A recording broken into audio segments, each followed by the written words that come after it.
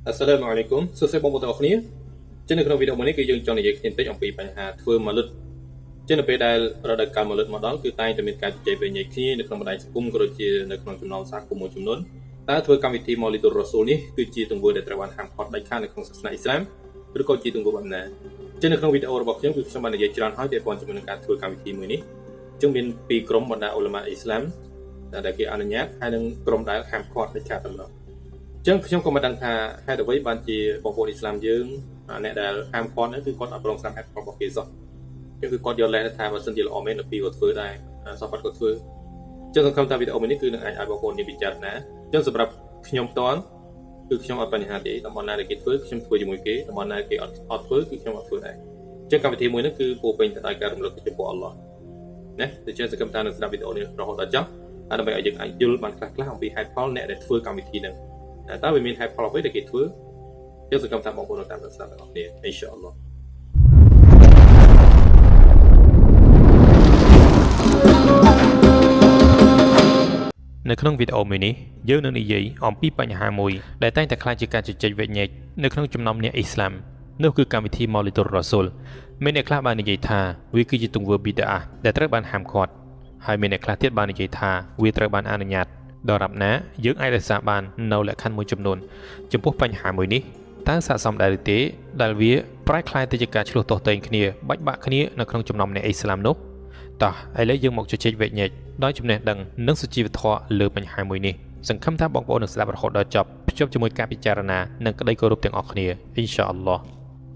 ហើយអ្វីបានជាមានបណ្ដាអ៊ូឡាម៉ាឬអ្នកប្រាជ្ញអ៊ីស្លាមមួយចំនួនបានហាមឃាត់ចំពោះកម្មវិធីម៉ោលុតនេះពួកគេបានអះអាងថាណាប៊ីមូហាម៉ាត់មិនដែលធ្វើកម្មវិធីម៉ោលុតនេះទេបណ្ដាសាហាបាត់ក៏មិនដែលធ្វើវានោះដែររាល់អ៊ីបាដាឬការគោរពបូជាណាមួយនៅក្នុងសាសនាអ៊ីស្លាមគឺត្រូវតែមានភស្តុតាងដាលីលបញ្ជាក់ច្បាស់លាស់ទើបយើងអាចអនុវត្តធ្វើវាបានពួកគេមានការព្រួយបារម្ភថាមនុស្សនឹងបន្ថែមទម្រង់នៃការគោរពបូជាដែលមិនត្រូវបានបង្រៀនដោយណាប៊ីមូហាម៉ាត់ជាបន្តបន្ទាប់ប្រសិនបើទង្វើណាមួយត្រូវបានបង្កើតឡើងដោយគ្មានភស្តុតាងច្បាស់លាស់នេះគឺជាក្តីព្រួយបារម្ភរបស់ពួកគេចំពោះហេតុផលនៃការព្រួយបារម្ភនេះវាក៏ជារឿងដែលអាចទទួលយកបានហើយពួកយើងគឺពិតជាគោរពចំពោះចេតនាល្អមួយនោះផងដែរតើហេតុអ្វីបានជាមានអ៊ូឡាម៉ាឬអ្នកប្រាជ្ញអ៊ីស្លាមមួយចំនួនបែរជាអនុញ្ញាតដើម្បីធ្វើកម្មវិធីម៉ូលុតនេះទៅវិញតើអ៊ូឡាម៉ាក្រុមទី2នេះប្រឆាំងច្បាប់អ៊ីស្លាមឬពួកគេបានបញ្ជាក់អំពីហេតុផលដ៏ច្បាស់លាស់ថាកម្មវិធីម៉ូលុតវាមិនមែនជាអ៊ីបាដាឬការគោរពបូជាថ្មីនៅក្នុងសាសនាអ៊ីស្លាមនោះឡើយអ្វីដែលពួកគេធ្វើនៅកម្មវិធីមួយនោះគឺសុទ្ធសឹងតែជាទង្វើដែលត្រូវបានអនុញ្ញាតស្រាប់នៅក្នុងច្បាប់អ៊ីស្លាមទេតើ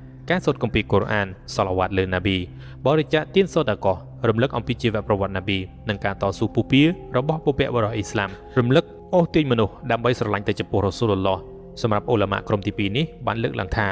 កម្មវិធីម៉ូលុតនេះវាគ្រាន់តែជាវ៉ាស៊ីឡាឬជាវិធីសាស្ត្រមួយនៅក្នុងចំណោមវិធីសាស្ត្រផ្សេងៗដើម្បីប្រមូលផ្ដុំគ្នាដែលរំលឹកអូសទាញមនុស្សម្នាឲ្យរំលឹកទៅចំពោះអល់ឡោះជាម្ចាស់ឬជាការប្រមូលផ្ដុំគ្នាដើម្បីអនុវត្តទង្វើដែលមានស្រាប់អំពីច្បាប់អ៊ីស្លាមតែប៉ុណ្ណោះមិនមែនជារឿងបង្កើតថ្មីនោះទេមានមតិខ្លះបានលើកឡើងថាកម្មវិធីម៉ូលុតនោះគឺជាការប្រដូចជាមួយនឹងកម្មវិធីគ្រីស្មាស់របស់សាសនាគ្រីស្ទានត្រង់ចំណុចនេះបងប្អូនទាំងអស់គ្នាត្រូវចាំថានៅក្នុងមាគ៌ានៃសាសនាអ៊ីស្លាមរាល់អ្វីដែលដូចគ្នាអាចត្រូវបានគេរាប់បញ្ចូលថាជាទង្វើតាសាប៊ូឬជាការប្រដូចចម្លងតាមការអនុវត្តរបស់សាសនាផ្សេងៗណាមួយអ្វីដែលត្រូវបានហាមឃាត់នោះគឺការចម្លងតាមឬអនុវត្តតាមរបៀបរបបនៃការអនុវត្តរបស់សាសនាគេទាំងស្រុងនៅក្នុងគោលបំណងធ្វើតាមគេនោះទើបជារឿងដែលត្រូវបានហាមឃាត់ប្រសិនបើបណ្ដាជនមូស្លីមបានប្រមូលផ្ដុំគ្នាដើម្បីសូត្រគម្ពីរកូរ៉ានរំលឹកទៅចំពោះអល់ឡោះជាម្ចាស់ការរំលឹកចំពោះប្រវត្តិណាប៊ីមូហាម៉ាត់រឿងរ៉ាវទាំងអស់នេះគឺសុទ្ធសឹងតែជាបទបញ្ជាអ៊ីស្លាមទេតើមិនមែនជាការអនុវត្តរបស់សាសនាដទៃនោះឡើយ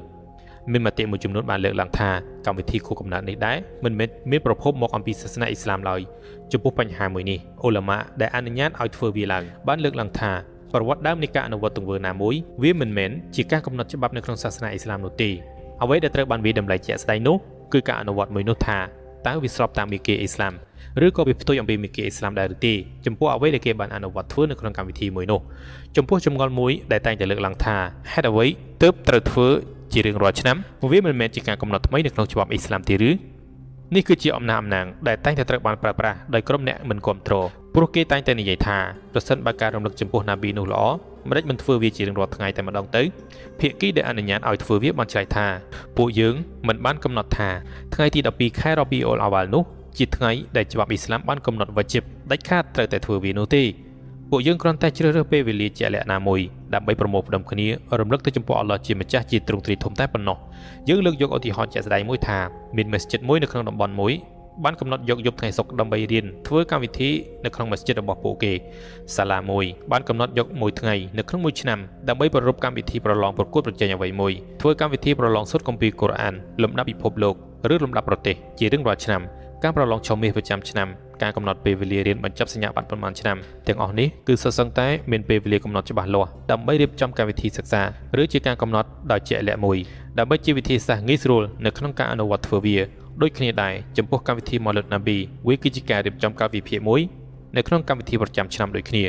ត្រង់ចំណុចនេះហើយគឺជាបញ្ហានៃការខ្វែងយោបល់គ្នារបស់អ្នកប្រាជ្ញអ៊ីស្លាមអ្នកដែលអនុញ្ញាតឲ្យធ្វើកម្មវិធី Maulid នេះពួកគេមើលឃើញថាវាគឺជាវិធីសាស្ត្រឬជាកាលវិភាគដាក់វាស់មួយនៅក្នុងចំណោមកម្មវិធីផ្សេងៗដែលគេធ្វើឡើងប្រចាំឆ្នាំចំណែកឯភាគីដែលមិនអនុញ្ញាតវិញពួកគេបានមើលឃើញថាទង្វើនោះគឺជាថ្ងៃបុណ្យដែលត្រូវបានបង្កើតឡើងនៅក្នុងច្បាប់អ៊ីស្លាមហើយកម្មវិធីបុណ្យណាមួយដែលត្រូវបានធ្វើឡើងចាំបាច់ត្រូវតែមានភស្តុតាងបញ្ជាក់ច្បាស់លាស់នៅក្នុងច្បាប់អ៊ីស្លាមនេះគឺជាទស្សនៈពីរនៅក្នុងការវិនិច្ឆ័យលើបញ្ហាមួយនេះដូច្នេះតើភាគីណាដែលត្រឹមត្រូវជាងហេតុអ្វីបានជាបញ្ហាមួយនេះកើតឡើងចំពោះគំនិតមួយដែលតែងតែគិតថា